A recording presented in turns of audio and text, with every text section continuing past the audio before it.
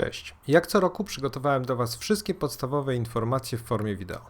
Erasmus students, please turn on English subtitles by clicking on SCC icon below. Zajęcia jak zawsze mamy w sali numer 32. Spotykamy się w poniedziałki i wtorki punktualnie o 9. Dobra, zanim przejdę do zagadnień na najbliższy semestr, szybkie przypomnienie o podstawach pracowni. Jak wiecie, trzonem mojego programu jest edukacja demokratyczna. To znaczy, że przywracam Wam autonomię dotyczącą treści i metod nauczania. Czyli to Wy wybieracie, czego i w jakim trybie się uczycie. W praktyce to wygląda tak.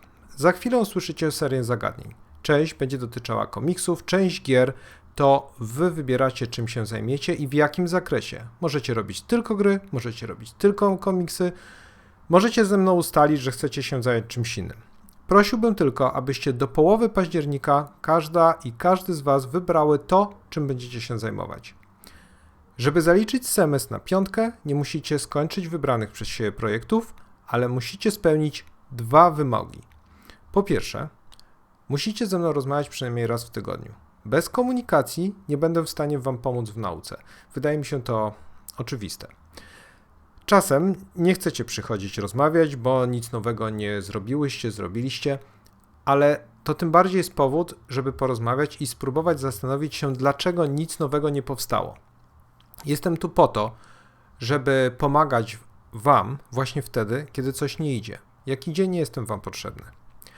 Po drugie, co 2 tygodnie, dokładnie w drugi i ostatni poniedziałek miesiąca, musicie oddać tekst na maksymalnie 1500 znaków. Wrzucajcie go proszę na Slacka jako link do Google Docsa. Tekst może dotyczyć czegokolwiek. Może być fikcją, może być reportażem, jednak jeżeli się zablokujecie, to proszę napiszcie o czymś, co przydarzyło Wam się w ostatnich 2 tygodniach. To może być coś równie błahego jak pomylenie autobusów czy cokolwiek innego. Chodzi o to, żeby pisać. Myślenie dzieje się poprzez uzewnętrznienie naszych myśli. Pisanie jest myśleniem. Poza tym, jeżeli chcecie tworzyć komiksy, to zdecydowanie ciekawsze jest połączenie pisania z rysowaniem. A żeby pisać scenariusze, musicie podciągnąć umiejętność pisania, bo rysowanie ćwiczycie regularnie od kilku lat, z pisaniem różnie to bywa. Tu chciałbym bardzo jasno zaznaczyć swoje stanowisko. W poprzednich semestrach zdarzało się, że mimo tak minimalnych wymogów niektórym osobom nie udawało się ich spełnić. Przypominam, ukończenie jakiegokolwiek projektu nie jest obowiązkowe. Obowiązkowe jest utrzymanie regularnego kontaktu i pisanie. Czasami przymykałem na to oko, jednak przyznam, że były sytuacje, w których czułem się, żeby nie użyć słowa wykorzystany, powiem niepotrzebny, a ja z natury bardzo nie lubię się czuć niepotrzebny. Dlatego jeżeli w tym roku pojawi się taka sytuacja i mimo moich starań i przypominań będzie się powtarzać, to wydaje mi się, że zrozumiecie, jak zastosuję się do własnej zasady i nie zaliczę danej osobie semestru. Oczywiście rozumiem, że mogą być wyjątkowo i trudne sytuacje, ograniczenia, które są poza Waszą kontrolą. Jestem otwarty, omawiać je indywidualnie. Ale przychodzicie do mnie, żeby się czegoś nauczyć. Jeżeli nie macie zasobów, aby wygospodarować raz w tygodniu czas na kilka minut rozmowy, to chyba sami przyznacie, że coś trzeba zmienić. Może nie pasuje Wam moja osobowość, może temat nie jest Wam bliski, może wolicie się skupić na czymś innym. To są wszystko zrozumiałe dla mnie powody i ja nie biorę Waszych decyzji personalnie. Po prostu podejmijcie decyzję, czy dalej chcecie być w pracowni i mi to powiedzcie. Ok, jak będziemy pracować? Wybór komunikacji też jest demokratyczny, ale chciałbym przedstawić Wam opcje i kilka zasad usprawniających naszą pracę. Na zajęcia przychodzicie, żeby porozmawiać, zobaczyć, co inni robią, pograć w gry i poczytać komiksy, które zawsze przynoszą na zajęcia, albo po prostu przychodzicie popracować, siedząc na pufach nad własnymi projektami. Możecie ze mną porozmawiać w pracowni przy wszystkich, możemy porozmawiać na korytarzu, jeżeli z różnych powodów nie chcecie mieć publiczności. Jednak ważne, żebyśmy rozmawiali twarzą w twarz. Oczywiście mamy też pracownianego Slacka i tutaj warto powiedzieć, do czego on się nadaje, a gdzie się nie sprawdza. Przede wszystkim wrzucam tam wszystkie ogólne informacje, czyli jaki będzie temat na kręgu, jakie gry zabieram, co warto obejrzeć, przeczytać itd. Czasem napiszę do kogoś DM-kę, jak mam coś do obgadania indywidualnie lub jak chcę przypomnieć o naszej umowie regularnego kontaktu. Prosiłbym również, że jeśli coś macie mi do pokazania na rozmowie, na zajęciach, na przykład scenariusz komiksu czy storyboard, to żebyście dzień lub 2 dni przed korektą wrzucili PDF-a na Slacku do kanału korekty lub do DM-ki, jeżeli bardzo nie chcecie pokazywać publicznie. Proszę tylko nie wrzucajcie o 1:00 w nocy, dzień przed poniedziałkiem, tak w niedzielę, czy w poniedziałek przed wtorkiem. Ja wtedy nie mam kiedy tego przeczytać. Jakby nie oczekujcie ode mnie tak, że będę do późna w nocy czekał na wasze PDF-y. Ten system pełni 2 funkcje. Pozwala mi wcześniej obejrzeć to, o czym będziemy rozmawiać. Mogę się wtedy lepiej przygotować do rozmowy. A poza tym wszyscy w pracowni widzą, nad czym inni pracują. To, czego nie robią na Slacku, to korekty. Doświadczenie z poprzednich lat pokazało, że nie zawsze dobrze się rozumiemy w słowie pisanym. Może moje pisane odpowiedzi czasem są odbierane niezgodnie z moimi intencjami. Wy się niepotrzebnie stresujecie, doszukując w moich słowach znaczenia, którego tam nie ma. Dlatego na Slacku wypowiadam się o projektach jedynie, kiedy są to drobne uwagi, odpowiedzi na pytania, szybkie akceptacje, które pozwolą wam poprowadzić projekt dalej bez konieczności czekania na następne zajęcia. Następnym ważnym elementem zajęć są kręgi. Raz w tygodniu, na zmianę poniedziałek-wtorek, odbędzie się krąg, który zawsze zaczynamy o 10:00 i w zależności od tematu może on potrwać 30-45 minut, a jeśli mamy gościa albo robimy błyskawicę, nawet ponad godzinę. Na kręgach będziemy dyskutować na tematy, które wcześniej przegłosujecie na Slacku. Zazwyczaj podam wam 3 zagadnienia i wy za pomocą emotek klikacie i głosujecie, o czym chcielibyście rozmawiać. Na kręgach raz w miesiącu będą się również odbywać błyskawice. To jest nowy element, który wprowadziłem w poprzednim semestrze. Jest to moja odpowiedź na to, że na Akademii każdy projekt zajmuje dużo więcej czasu niż powinien i niż faktycznie zajmuje w pozaszkolnych realiach. Tematy błyskawic będą ogłaszane kilka dni wcześniej i chodzi o to, żeby przygotować skończoną propozycję w nie więcej niż kilka godzin, bez dodatkowych korekt. Wszystkie decyzje należą do Was. W praktyce wygląda to tak, że na przykład we wtorek na kręgu ogłaszam temat błyskawicy i w najbliższy poniedziałek przynosicie gotowe projekty i wspólnie omawiamy każdy z nich. Oczywiście błyskawice nie są obowiązkowe, jak wszystkie inne zagadnienia, które Wam przedstawiam. Na koniec części organizacyjnej przypomnienie, że swoją działalność w pracowni konsultuję na comiesięcznej superwizji psychologicznej. Konkretne sytuacje zaistniałe w pracowni są oczywiście omawiane z zachowaniem waszej anonimowości.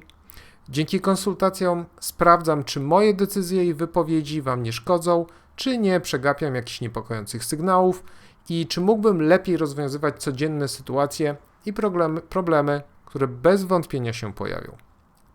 No dobra. Po wysłuchaniu tego wszystkiego czas na przedstawienie zagadnień. Zacznijmy od komiksu. Jak co roku można zrobić komiks do pracownionej antologii, którą później wydamy w mini nakładzie. Format pozostaje bez zmian, czyli 168 mm na 260 mm w pionie.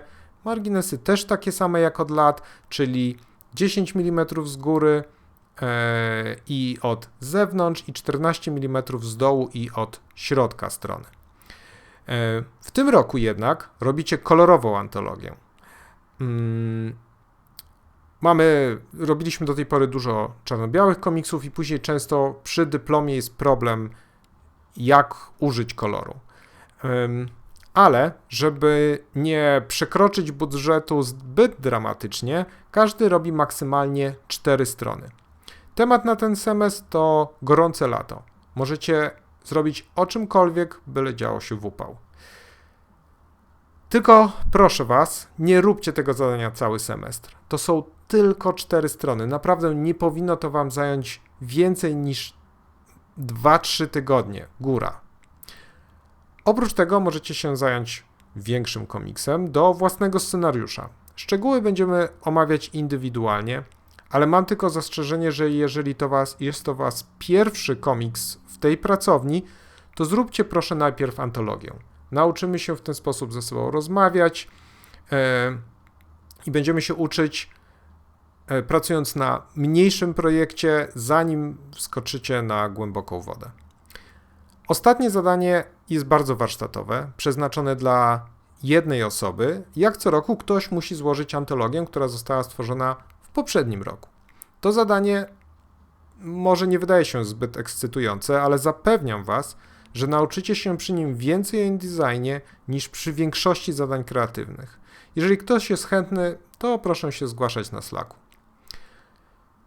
Na koniec sekcji komiksowej zapowiem, że jak co roku odwiedzi nas Szymon Holzman z Kultury Gniewu. Będzie czytał wasze komiksy i coś o nich opowie. Te już tradycyjne spotkania z Szymonem są bardzo wartościowe, nawet jeżeli akurat w tym roku nie pokazujecie swoich komiksów. Ale jeśli chcecie usłyszeć, co Szymon ma do powiedzenia o waszej twórczości, to warto już teraz wziąć się za robienie dłuższego komiksu. Tutaj też chciałbym rozładować pewną sytuację. Jak wiecie, w poprzednim roku akademickim Kultura Gniewu wydała aż 3 komiksy z pracowni i kolejne 2 czekają na wydanie, już ich wydanie jest właściwie pewne. Nie chciałbym, żeby teraz spotkania z Szymonem zmieniły się w jakiś wyścig do wydania, w taki casting do bycia wydanym przez Kulturę Gniewu. Oczywiste jest, że Kultura Gniewu nie wyda wszystkich waszych komiksów. Z różnych powodów. I tego, ile wydają miesięcznie, i tego, że gust właścicieli wydawnictwa może być inny niż akurat was, co jest zupełnie naturalne. Nie chcę, żebyście się skupiali tylko na tym, że Szymon przychodzi i może coś wam wydać. Jest to niezdrowe z wielu powodów. Szymon nie przychodzi tutaj szukać komiksów do wydania, tylko przychodzi podzielić się z wami swoimi opiniami i wiedzą, naprawdę bezcenną wiedzą przy jego doświadczeniu. Czasem postanawia coś wydać, ale to jest efekt dodatkowy. Skupcie się teraz na rozwoju swoich umiejętności, a zapewniam was, że debiut i tak wam się przydarzy. Ok, przejdźmy do gier. Mam dla was szeroki i zróżnicowany wybór zagadnień. Chciałbym trochę ożywić wasz zapał i pokazać, że wymyślanie mechaniki nie musi być tak straszliwie trudne, jak to się na początku wydaje. Pierwszy temat to stworzenie modułu do dowolnego systemu gier fabularnych, gier RPG, takich papierowych, lub nawet asystemowego modułu, który można zaadoptować do dowolnego systemu. Zainspirowały mnie tutaj moduły do Mothership, które są wydawane w postaci zgiętej na 3 kartki w formacie A4. Właśnie w takiej formie chciałbym, żebyście zaprojektowały swoje moduły. Ok, drugi temat to projektowanie postaci. Jednak, żeby pójść na skróty, proponuję połączenie przyjemnego z pożytecznym. Będziecie projektować postać, którą stworzycie do pojedynczej sesji RPG, Mothership, którą poprowadzę chętnym osobom na zajęciach. Czyli zrobimy takiego one-shota, jak będzie bardzo dużo chętnych, to zrobimy go 2 razy i w ten sposób siądziecie do już niejako wymyślonej postaci osadzonej w zbudowanym świecie. To powinno bardzo uprościć proces w stosunku do prób, które podejmowaliśmy w poprzednich latach. Trzecie zagadnienie dotyczy tylko jednego, ale jakże rozbudowanego elementu gier planszowych, wojennych i RPGów też. Będziecie projektować swoje figurki. Może to być figurka do poprzedniego tematu, czyli do projektu postaci, może to być figurka odłączona od czegokolwiek. Można modelować je w 3D i potem drukować. Mamy w pracowni kontakt z osobami ze sztuki mediów, które wciągnęły się w drukowanie 3D, więc potem będziemy drukować wasze projekty i je malować. Porozmawiamy o tym, jak projektować figurki, żeby działały w grach, żeby działały na stole, jak projektować, żeby się je dobrze malowało i też o tym, jakie są ograniczenia technologiczne w zależności od tego, jakiego typu figurki robicie. Porozmawiamy też oczywiście o skali, o pewnych deformacjach, które są konieczne, żeby figurki dobrze wyglądały na stole z określonej odległości i tak dalej. Ok, czwarty temat dotyczy konkretnie mechaniki gier planszowych. Każda osoba, która zdecyduje się pracować nad tym zagadnieniem, dostanie zestaw kilku pustych komponentów, czyli na przykład kostki, na których ściankach można coś napisać, żetony, karty puste, drewniane, na przykład gwiazdki, czy dostanie 5 drewnianych osiołków. Celem będzie stworzenie prostej gry z wykorzystaniem tego, co dostaniecie. Wiem, że to trochę droga naokoło, w sensie zaczynanie od komponentów, a nie od pomysłu na grę, ale może pozwoli Wam to przebić barierę trudności, na jakiej często się rozbijacie, sięgając do projektowania własnej mechaniki. Przy okazji tego zadania chciałbym, żebyśmy na jednym kręgu omówili gry z wydawnictwa Cmyk Games, bo na zajęciach może zbyt często skupiamy się na ciężkich, a nawet ekstremalnie ciężkich planszówkach, natomiast wydawnictwo Cmyk Games robi niesamowite rzeczy z bardzo prostymi, ogranymi i znanymi konceptami, takimi jak memory czy szarady. Ok. I w końcu dochodzimy do piątego tematu, do którego zainspirował mnie 4-godzinny wideo essay Jenny Nicholson o Star Warsowym hotelu. Obiekt zbudował Disney w jednym ze swoich parków rozrywki, tylko po to, by zamknąć go 18 miesięcy później. Na miejscu goście hotelu brali udział w ogólnie wielkim larpie, wcierając się w rolę, rozwiązując zagadki i wchodząc w interakcje z postaciami z Gwiezdnych Wojen. Po obejrzeniu tej wnikliwej analizy pomyślałem, że moglibyśmy zrobić u nas na wydziale coś dużo lepszego i na przykład udostępnić naszą taką grę terenową publiczności chociażby w Noc Muzeów. Dlatego ostatni temat to stworzenie gry terenowej, która działaby się w budynku grafiki. Możecie ten projekt robić w grupach i tutaj mogą być różne pomysły. Może uczestniczki i uczestnicy będą musieli rozwikłać zagadkę morderstwa rektora. Może po wydziale będzie chodził dawno nieżyjący pracownik techniczny, który zabija ciosem kamienia litograficznego w potylicę. Może w ścianach zostały zamurowane szczątki studentek i studentów, którzy latami nie mogli prawidłowo wykreślić litery krzywymi Beziera. A może wymyślicie coś mniej dramatycznego. Zobaczymy. Ok. To są tematy. Jeśli chodzi o wystawę końcoworoczną, zrobimy tak jak w poprzednim roku, czyli na początku maja zagłosujemy, czy bierzemy udział w wydziałowej wystawie, czy nie. Jeżeli zgłosi się wystarczająca ilość osób, to zrobimy wystawę. Jeżeli nie, to nie zrobimy. Pamiętajcie, że nie chodzi tu o głosowanie, czy macie coś do pokazania, czy nie, tylko czy będziecie aktywnie tworzyć wystawę, czy nie. Czyli wieszać wydruki, pilnować sali i tak dalej.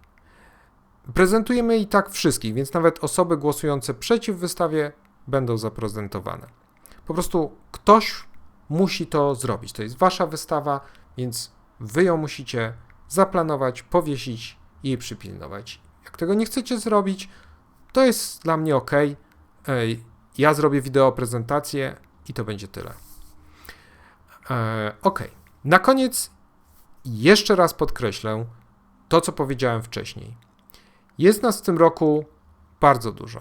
Będę badał swoje granice, ile osób faktycznie może być w pracowni i oczekuję od was zaangażowania. Proszę, jeżeli poczujecie, że pracownia nie jest dla was, bądźcie ze mną szczerzy. Powiedzcie, czego wam brakuje, albo co wolałybyście robić innego i nie bójcie się zmienić pracownię. Naprawdę, wolę szczerą informację, niż unikanie chodzenia na zajęcia i potem niezręczne tłumaczenia na koniec semestru. Jeśli będziecie mnie informowali na bieżąco o tym, co się dzieje, czyli będziemy rozmawiać raz w tygodniu, to semestr i tak macie zaliczony. Jednak bardzo nie chciałbym sytuacji, w której tracę z kimś kontakt, bo wtedy zajęcia są fikcją i ja po prostu nie mogę z czystym sumieniem zaliczyć takiego semestru. Pamiętajcie, wystarczy szczera rozmowa. To tyle. Do zobaczenia na zajęciach.